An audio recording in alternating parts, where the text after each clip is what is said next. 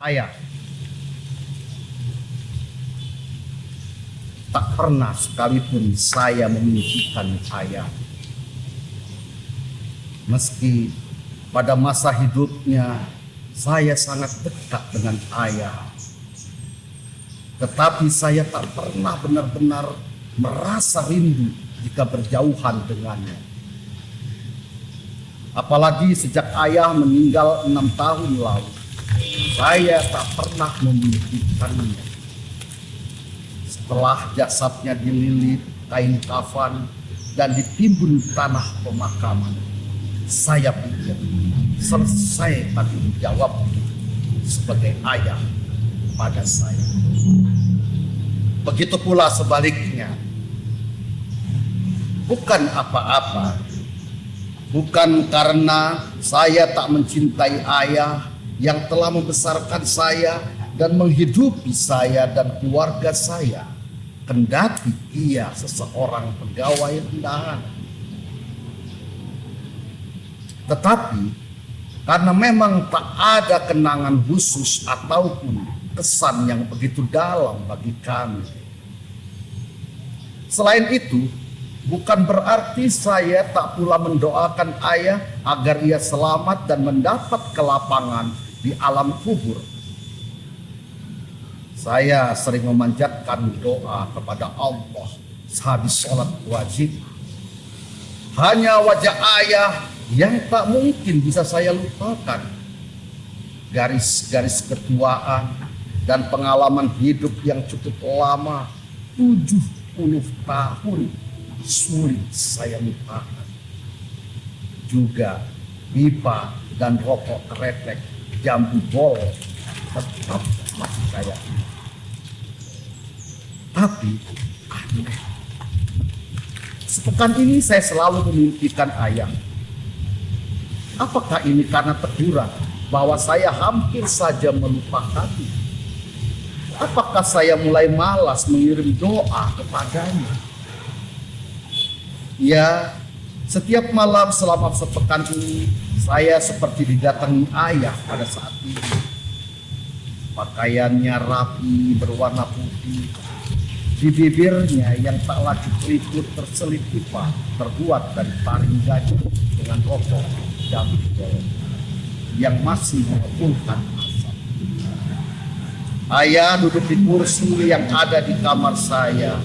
Ia memandang saya dengan amat seksama. Saya ingin bertanya kepada ayah. Saya juga ingin memintanya kembali ke tempat asal ayah dan tenanglah hidup di sana. Tak perlu repot-repot mengunjungi saya dan memperhatikan nasib saya. Di dunia nyata ini, saya lebih tahu banyak ketimbang ayah yang sudah berada di dunia lain. Urusan dunia kami lebih tahu, karena itu kamu bisa menyelesaikan segala persoalan, kata suara yang berbalik. Sepertinya ayah tahu isyarat saya, maka ia menggeserkan kursinya lebih dekat kepada saya. Tangannya menyentuh bibir saya tertarik. Tetapi untuk apa ayah mencegah saya bersuara? Padahal bukankah kedatangannya beberapa malam ini untuk mendengar suara saya? Ayah, ibarat dalam sebuah pementasan drama, tidaklah memegang peran tokoh penting. Ia tak lebih sebagai pemeran ayah yang melakoni hidupnya secara linear. Ayah menikahi ibu saya setelah ia bercerai dengan wanita yang ternyata bermain cinta dengan lelaki lain yang menumpang di rumah ayah. Lelaki itu adalah saudara ayah dari istri pertama ayah. Ayah benar-benar kecewa dikhianati wanita itu. Terbukti ayah pergi ke daerah lain meninggalkan wanita yang sedang mengandung penuh ayah. Di perantauan, ayah bertemu dengan ibu dan menikah. Lalu dikaruniai 8 anak. Ayah kembali ke kota asal dan bekerja di kantor pemerintahan sebagai gawai rendahan. Di rumah, ayah memanfaatkan bakatnya menjadi penjahit pakaian pria. Dari hasil itulah, ayah menghidupkan ke-8 anak. Berapalah upah pegawai rendah? Maka kadang hingga larut malam, ayah menjahit hanya diterangi lampu minyak. Ayah seperti seekor sapi melangkah terseok-seok di tanah berlumpur untuk menghidupi keluarganya.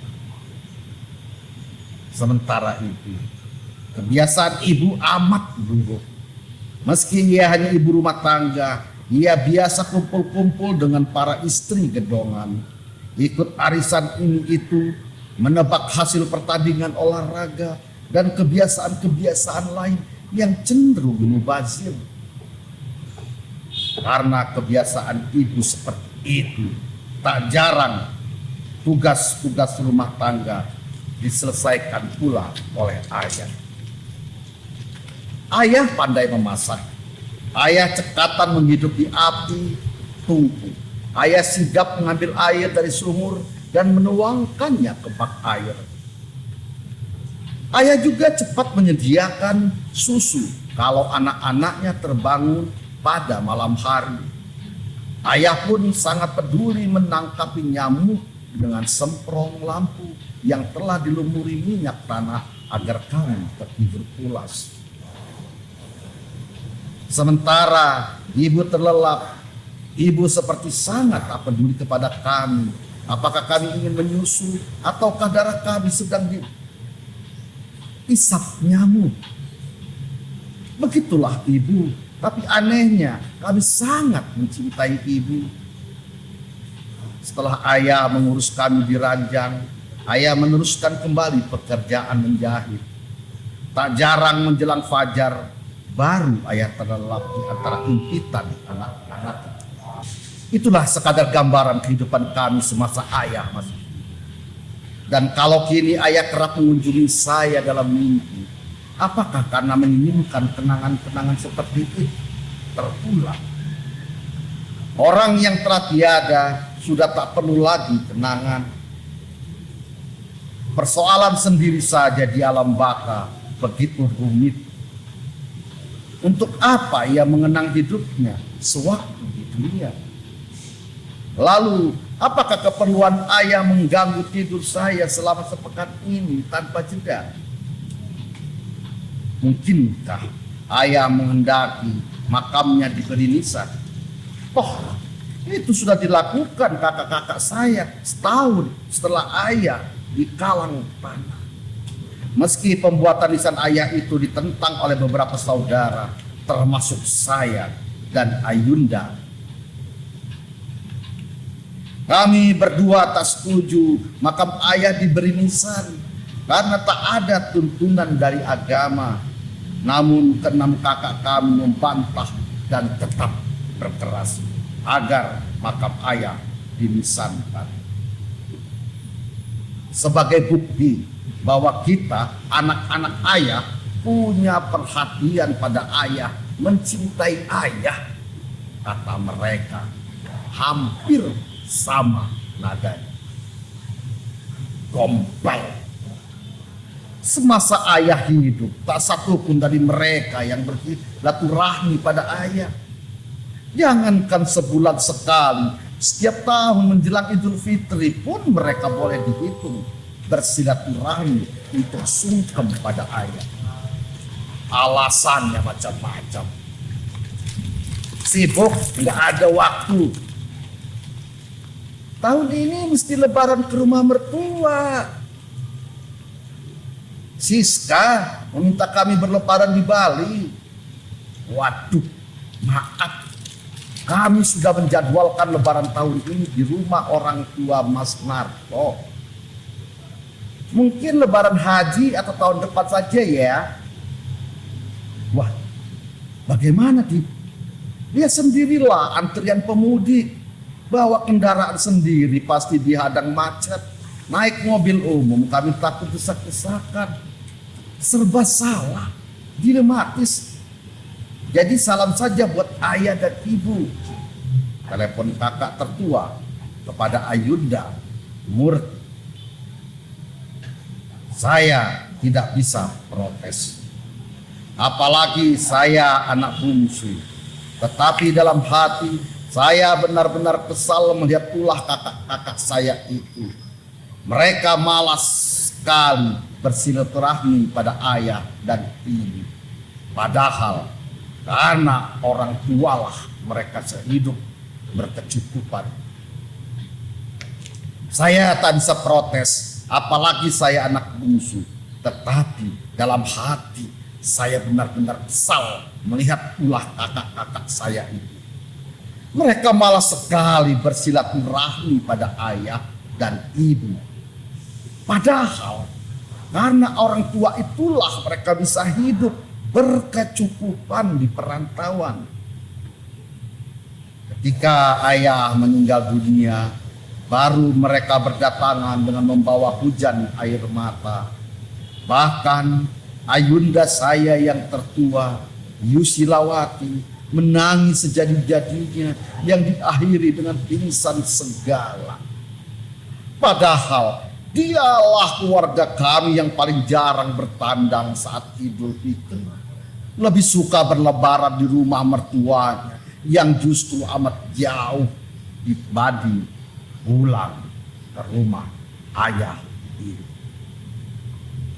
Lupakan saja ulah kakak-kakak saya itu. Yang jelas dalam sepekan ini ayah kerap mendatangi saya dalam tidur. Wajah ayah seperti ketika masih hidup cerah. Hanya pakaiannya kali ini serba putih, rambutnya putih seluruhnya, namun tak ada suara yang keluar dari mulut ayah. Ayah mematung di kursinya, sementara saya dalam mimpi itu bangkit dan duduk di sadaran ranjang. Kami saling berpandangan, beradu bola mata. Saya tak kerasa didiamkan ayah. Maka itu saya pun bersuara. Assalamualaikum. Ayah perlu sama saya? Ayah masih diam.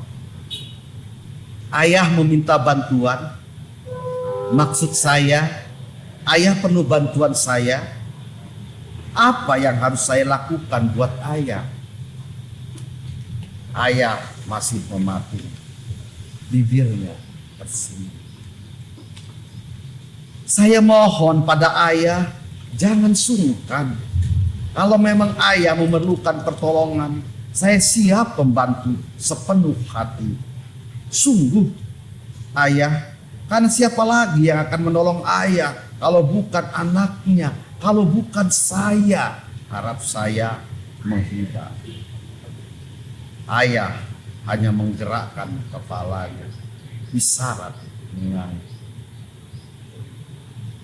Ayah ingin bertemu dengan ibu, rindu pada ibu, tetapi ibu sedang tidak di rumah. Ibu tinggal di kota lain bersama suami barunya. Sebab seusia ibu masih membutuhkan seorang lelaki yang bisa memperhatikan dan melindunginya jika sakit atau tua kelak.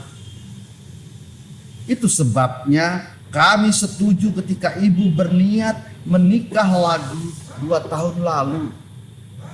Saya tak bisa mencegahnya karena saya sendiri belum lagi menikah. Jelas saya. Dan kakak-kakak sepertinya tak ingin ditumpang ibu. Mereka mengatakan terlalu sibuk dengan pekerjaan dan rumah tangganya masing-masing. Jadi khawatir kalau ibu tinggal serumah dengan mereka nantinya tidak terurus. Ayah mulai menggerak-gerakkan kepalanya, mengangguk. Saya melanjutkan pembicaraan lagi. Saya sendiri tak bisa melarang keinginan ibu untuk menikah lagi, karena ibu sudah menyatakan tak mau merepotkan saya. Meski saya berkeras mampu mengurus ibu. Ibu selalu menyuruh saya agar cepat-cepat mencari wanita sebagai istri agar ada yang mengurus. Karena ibu yakin saya tak akan tinggal bersama ayah tiri. Tetapi saya katakan pada ibu, mencari istri yang baik dan memenuhi persyaratan saya tidak mudah. Untungnya ibu memaklumi, kendati wajah ibu cemberut, mungkin tersinggung. Ayah, saya lihat, mulai menggerakkan bibirnya. Saya senang sekali, sebab saya ingin sekali mendengar suara ayah kembali. Saya benar-benar merindukan tutur kata ayah, namun saya kembali kecewa. Pasalnya, ayah kembali mengatupkan bibir. Ah, ayah, kenapa engkau tak juga mau berkata apa yang ayah kehendaki dari pertemuan selama sepekan ini, kalau tidak ingin bercakap-cakap? Ngomonglah ayah, bicaralah. Saya ingin ayah bicara, ingin tahu apa keinginan ayah mendatangi saya setiap malam selama sepekan ini. Tolonglah bicara ayah. Jangan membuat saya penasaran, kecewa, dan memendam kekesalan. Ayolah ayah, ayo. Baiklah. Oh, ayah mulai bicara. Aku melonjak sebab ayah akhirnya mau bersuara, mau bicara. Teruskan, ayah, teruskan. Ayah datang karena merasa gerah di sana, kata ayah sambil menunduk telunjuk ke arah sana. Ibumu sungguh keterlaluan. Foto kami saat menikah, juga foto-foto kita sekeluarga sudah tak diletakkan lagi di TV. Kenangan-kenangan itu ia simpan di dalam koper yang diletakkan di dalam gudang. Ibumu menikah bukan karena menginginkan perlindungan dari seorang lelaki jika sakit atau tua kelak, tapi mengikuti nafsunya. Iya, nafsunya. Ibumu meski sudah punya anak banyak, memang masih tampak muda. Itulah kenapa ayah datang kepadamu. Untuk apa ayah? Untuk apa? Toh dunia ayah sudah berlainan dengan kami, juga dengan ibu. Biarlah ibu sudah tenang, senang, dan berbahagia dengan suaminya. Begitulah hidup yang berbeda dengan yang dirasakan orang yang telah meninggal. Kamu benar, Is. Ayah tidak iri, apalagi protes. Hanya gerah dan kesal melihat ibumu. Dia tidak juga berubah sifatnya. Ayah malah khawatir suaminya akan kecewa dan meninggalkan ibumu, kata ayah kemudian. Apa bedanya ayah? Itu saja ayah kecewa membandingkan kehidupan ayah di alam sana dengan kami yang masih di dunia ini. Entahlah, tapi mendengar jawabannya, ayah makin mafhum bahwa manusia di dunia terlalu egois terhadap kepentingannya. Begitu kepentingannya diusik, ia merasa terganggu. Tapi coba kalau sudah berada di alam lain, ia akan seperti ayah. Setelah itu Ayah meninggalkan saya tanpa pamit. Saya pun tiba-tiba amat menginginkan kehadiran ayah. Saya sungguh-sungguh rindu dengan suara ayah. Sayangnya, keesokan harinya, bahkan hingga hari ini, ayah tak lagi datang-datang. Mungkin ayah kecewa pada saya sebagaimana kekecewaannya pada ibu dan kakak-kakak saya. Entahlah, hanya yang bisa saya simpulkan bahwa ayah pernah dikecewakan oleh perempuan, dan itu pula membuat saya sangat gamang memasuki mahligai rumah tangga. Padahal usia saya telah memasuki 47 tahun. Lampung, Februari Maret 2001. Terima kasih. Tabikun.